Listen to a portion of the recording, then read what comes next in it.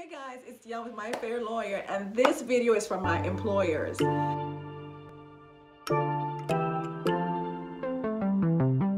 First is a follow-up on the Crown Act, which is not law yet, but in congratulating Justice Ketanji Brown Jackson, who is rocking locks on the Supreme Court. I am so proud. I needed to follow up with my employers who are trying to do the right thing. Some of my employers said, hey, Dion, we want to do the right thing. We don't want to run afoul of the Crown Act if it becomes a law. But still, even before it becomes a law, what can we do to make sure we have a welcoming work environment where everyone feels welcome and can be themselves? I don't want people coming in just looking crazy, right? Bed hair and just anybody come as they want to. That's not what we're trying to promote. We had students who are being denied admission to schools because they had locks, or a wrestling match where they're being ordered to cut their hair. Now that's what the Crown Act is trying to get rid of, a hairstyle discrimination that somehow affected a unique group of people. And that happened most often than not to be African American individuals.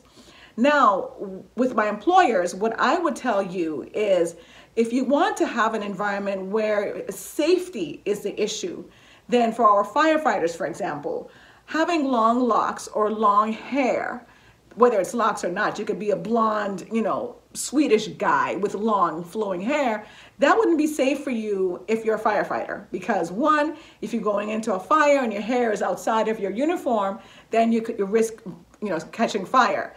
Also, if you have a big old bushy beard, your mask is not going to fit properly, and you're going to be compromised. Your oxygen is going to be compromised. So in that situation, it's a safety hazard. We also have a situation where we have corrections officers. They're not allowed to have firearms when they're in the general population or in lockup. And we also want to make sure our corrections officers aren't at risk for a fight, in terms of safety. So if you have really long hair and you're in a general population, an inmate can grab you by your hair, not necessarily whether it's locks or cornrows, just your hair, period. I think you should be okay once you make a general sweep of what the expectations are of your employees. Now, in also addressing the to do and not to do for my employers, for your interviews, I thought about what are safe things and what are not so safe. So I decided to address in this video the not so safe questions to ask when you have a potential applicant sitting in front of you.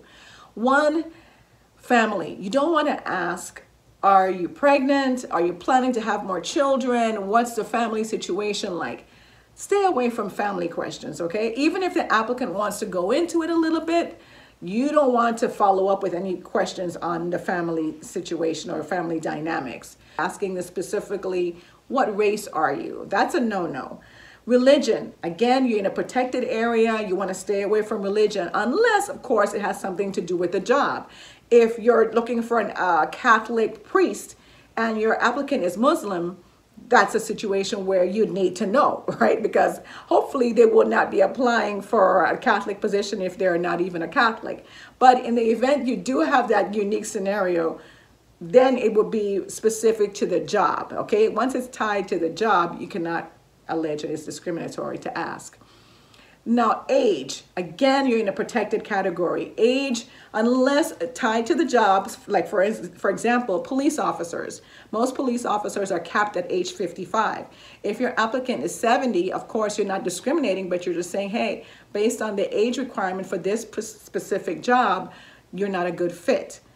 Another area that you don't want to ask about would be credit information. What's your credit score? Now, because you're going to probably run a credit check on them, you can ask for consent, and I prefer that you ask for consent in writing for the credit check. The same with a criminal background check. Height and weight. That's a sensitive area. If you try to stay away from it, unless, like I said, it's tied to the job. If that person is going to be required to lift certain weights for their job, what else is like Home Depot? That's what I'm thinking in my head, like a Home Depot job, or something that is going to be a height requirement. If you're going to be playing basketball, most basketball players are not going to be 4'10", right? So, so a situation where height, and of course you'll be able to see right away that your applicant is not a good fit. So you can, some of these questions you can eliminate just by just looking at your applicant or inquiring.